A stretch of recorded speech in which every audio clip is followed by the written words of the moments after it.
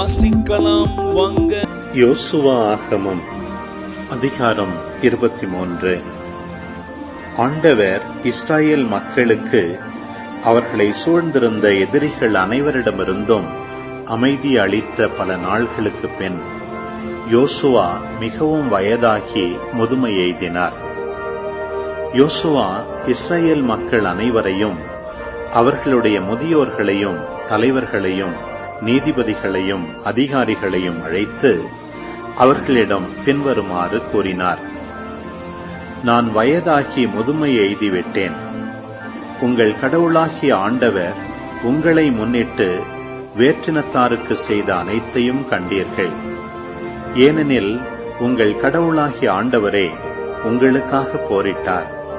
பாருங்கள், யோர்தானிலிருந்து மேற்கே பெருங்கடல் வரை நான் சிதறடித்த எல்லா நாடுகளையும் மீதி இருக்கின்ற நாடுகளையும் உங்கள் குலங்களுக்கு உரிமையாக கொடுத்துள்ளேன். உங்கள் கடவுளாகிய ஆண்டவர் உங்கள் முன்னிருந்து அவர்களை துரத்தி வெளியேற்றுவார். உங்கள் கடவுளாகிய ஆண்டவர் உங்களுக்கு கூறியபடி அவர்கள் நிலங்களை உங்கள் உடைமைகளாக்கிக் கொள்வீர்கள்.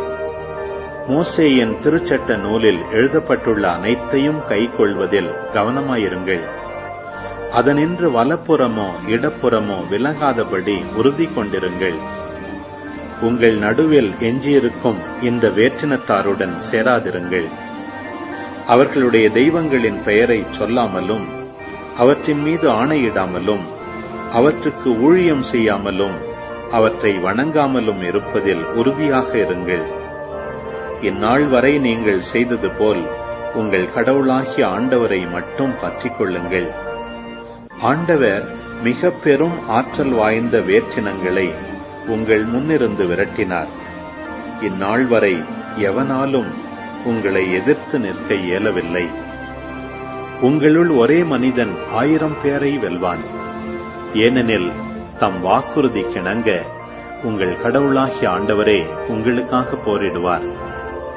உங்கள் கடவுளாகிய ஆண்டவர் மீது அன்பு கூறுவதில் மட்டும் கருத்தாயிருங்கள். மாறாக நீங்கள் வழி விலகி இங்கு எஞ்சியுள்ள வேற்றினத்தாருடன் சேர்ந்து கொண்டு அவர்களுடன் கலப்பு மணம் செய்து கொண்டால் உங்கள் கடவுளாகிய ஆண்டவர் உங்கள் முன்னிருந்து அவ்வேற்றினத்தவரை தொடர்ந்து விரட்டி கொண்டிருக்க மாட்டார் என்பதை நன்கு அறிந்து கொள்ளுங்கள். இதோ, மண்ணில் தோன்றிய யாவரும் செல்லும் வழியில் இப்பொழுது நானும் செல்லவிருக்கிறேன். உங்கள் கடவுளாகிய ஆண்டவர் உங்களுக்கு கொடுத்த எல்லா வாக்குறுதிகளிலும் ஒன்று கூட தவறவில்லை என்பதை உங்கள் முழு இதயத்துடனும் முழு உள்ளத்துடனும் அறிந்து கொள்ளுங்கள். அவை அனைத்தும் உங்களுக்கு நிறைவேறின, ஒன்று கூட தவறவில்லை. உங்கள் கடவுளாகிய ஆண்டவர் உங்களுக்கு கொடுத்த எல்லா நல்ல வாக்குறுதிகளும் உங்களுக்காக நிறைவேற்றப்பட்டுள்ளன. அதுபோலவே உங்கள் கடவுளாகிய ஆண்டவர் உங்களுக்கு அளித்த இந்த நல்ல நிலத்திலிருந்து உங்களை அழிக்கும் வரை உங்கள் மீது ஆண்டவர் எல்லா தீமைகளையும் விழச் செய்வார். உங்கள் கடவுளாகிய ஆண்டவர் உங்களுக்கு கட்டளையிட்ட உடன்படிக்கையை மீறி நீங்கள் சென்று வேற்று தெய்வங்களை வணங்கி அவற்றுக்கு ஊழியம் செய்தால் ஆண்டவரின் சினம் உங்களுக்கு எதிராக பற்றி எரியும். அவர் உங்களுக்கு அளித்த நல்ல நிலத்திலிருந்து விரைவில் அழிந்து போவீர்கள். யோசுவா ஆகமம் அதிகாரம் 24. செக்கேமில் யோசுவா இஸ்ரவேலின் எல்லா குலங்களையும் ஒன்று கூட்டினார். இஸ்ரவேலின் முதியோர்களையும், தலைவர்களையும், நடுவர்களையும், அதிகாரிகளையும் அழைத்தார். அவர்கள் கடவுள் முன்னிலையில் ஒன்று கூடினர். யோசுவா எல்லா மக்களுக்கும் கூறியது: இஸ்ரவேலின் கடவுளாகிய ஆண்டவர் இவ்வாறு கூறுகின்றார். முற்காலத்தில் ஆபிரகாம், நாகோர் ஆகியோரின் தந்தை தேரா உட்பட்ட உங்கள் மூதாதையர் நதிக்கு அப்பால் வாழ்ந்தபொழுது அவர்கள் மற்ற தெய்வங்களுக்கு ஊழியம் செய்தனர். உங்கள் தந்தையாகிய ஆபிரகாமை நதிக்கு அப்பால் இருந்து அழைத்து வந்து கானான் நாடு முழுவதிலும் நடத்திச் சென்றேன். அவரது வழிமரபை பெருக்கினேன். அவனுக்கு ஈசாக்கை அளித்தேன். ஈசாக்கிற்கு யாக்கோபையும் ஏசாவையும் அளித்தேன். ஏசாவுக்கு செபீர் மலையை உடமையாக அளித்தேன். யாக்கோபும் அவன் மக்களும் எகிப்திற்கு சென்றனர். மோசேயையும் ஆரோனையும் அனுப்பி அங்கே என் செயல்களின் மூலம் எகிப்தை வதைத்தேன். பின்னர் உங்களை வெளியே கொணர்ந்தேன். உங்கள் தந்தையரை எகிப்திலிருந்து வெளியே கொணர்ந்தேன். அவர்கள் கடலுக்குள் சென்றார்கள். எகிப்தியர் தேரில் குதிரைகளுடன் செங்கடலுக்குள் உங்கள் தந்தையரை துரத்திச் சென்றனர். அவர்கள் ஆண்டவரை நோக்கி கதறினர். அவர் அவர்களுக்கும் எகிப்தியருக்கும் இடையில் இருளை வைத்தார். அவர் எகிப்தியரை கடலில் அமிழ்த்தினார். நான் எகிப்தியருக்கு செய்ததை அவர்கள் கண்கள் கண்டன. நீங்கள் நீண்ட காலம் பாலை நிலத்தில் வாழ்ந்தீர்கள். யோர்தானுக்கு கிழக்கில் வாழும் எமோரியரின் நாட்டுக்கு உங்களை கொண்டு வந்தேன். அவர்கள் உங்களுடன் போரிட்டார்கள்.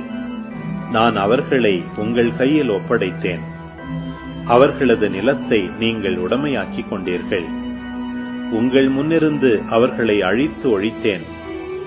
மோவாபின் அரசன் சிப்போரின் மகன் பாலாக்கு இஸ்ரவேலுக்கு எதிராக படை திரட்டி போர் தொடுத்தான். உங்களை சபிக்குமாறு பேகோரின் மகன் பிலையாமை அழைக்க ஆள் அனுப்பினான். நான் பிலையாமுக்கு செவி கொடுக்க விரும்பவில்லை. அவன் உங்களுக்கு ஆசி வழங்கினான். உங்களை பாலாக்கின் கையினின்று விடுவித்தேன். நீங்கள் யோர்தானை கடந்து எரிகோவுக்கு வந்தீர்கள். எரிகோவின் மக்களும் எமோரியரும் பெரிசியரும் கானானியரும் இத்தியரும் கிர்காசியரும் இவ்வியரும் எபூசியரும் உங்களுக்கு எதிராக போர் தொடுத்தனர்.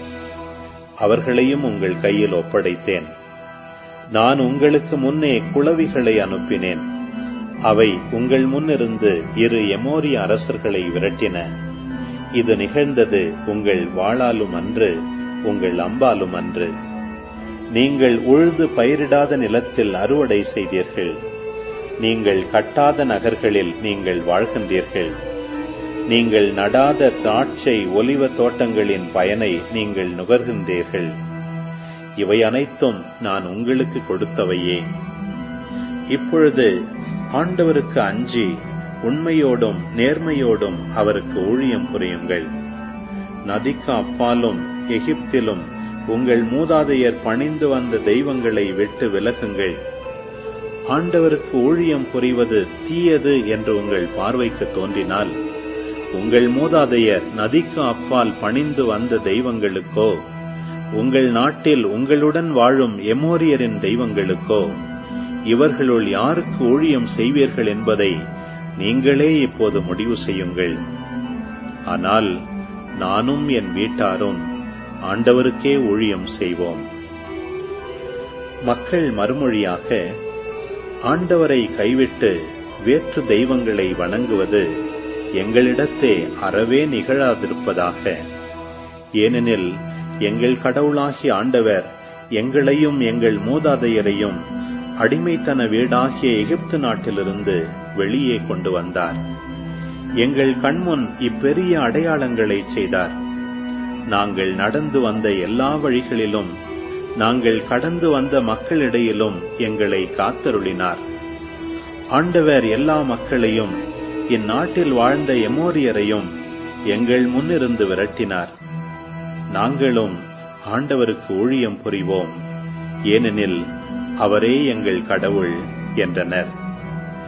யோசுவா மக்களிடம், உங்களால் ஆண்டவருக்கு ஊழியம் செய்ய இயலாது.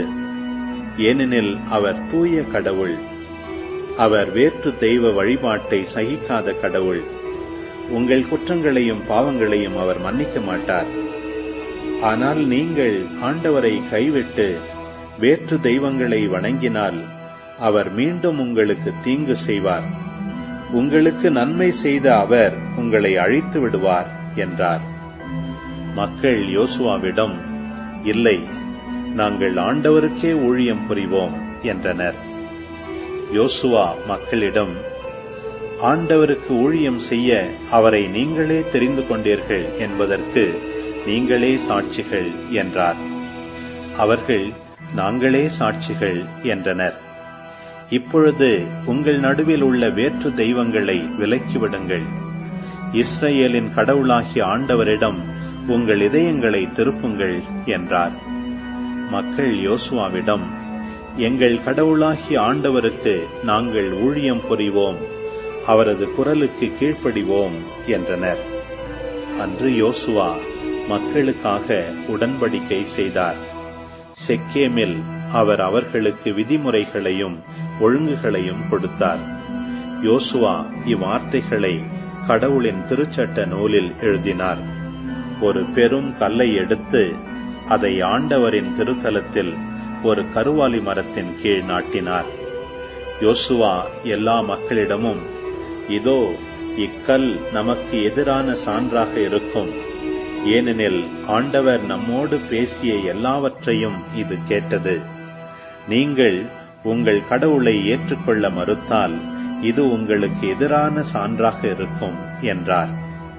யோசுவா மக்களை அவரவர் உரிமை சொத்தாகிய பகுதிகளுக்கு அனுப்பி வைத்தார். இந்நிகழ்ச்சிக்கு பின் நூனின் மகனும் ஆண்டவரின் ஊழியருமாகிய யோசுவா இறந்தார். அவருக்கு வயது 110. அவரை அவரது உரிமை நிலத்தின் எல்லையில் இருந்த திம்னத் சேரா என்ற இடத்தில் அடக்கம் செய்தனர். இது எப்ராயிம் மலைநாட்டில் காகசு மலைக்கு வடக்கே உள்ளது. யோசுவாவின் வாழ்நாள் முழுவதிலும், யோசுவாவுக்கு பின் வாழ்ந்த முதியோர்களின் நாள்களிலும் இஸ்ரேல் மக்கள் ஆண்டவருக்கு ஊழியம் புரிந்து வந்தனர். ஆண்டவர் இஸ்ரேலுக்கு செய்த அனைத்தையும் அம்முதியோர் அறிந்திருந்தனர். இஸ்ரேல் மக்கள் எகிப்திலிருந்து கொண்டு வந்த யோசேப்பின் எலும்புகளை செக்கேமில் ஒரு நிலப்பகுதியில் புதைத்தனர். இப்பகுதி யாக்கோபு செக்கேமின் தந்தையாகிய ஆமோரின் மக்களிடமிருந்து 100 வெள்ளிக்காசுக்கு வாங்கியது. யோசேப்பின் மக்களுக்கு இது உரிமையாயிற்று. பின்னர் ஆரோனின் மகன் எலெயாசார் இறந்தார். அவருடைய மகன் பினகாசுக்கு எப்ராயிம் மலைநாட்டில் கொடுக்கப்பட்ட கிபையாவில் அவரை அடக்கம் செய்தனர்.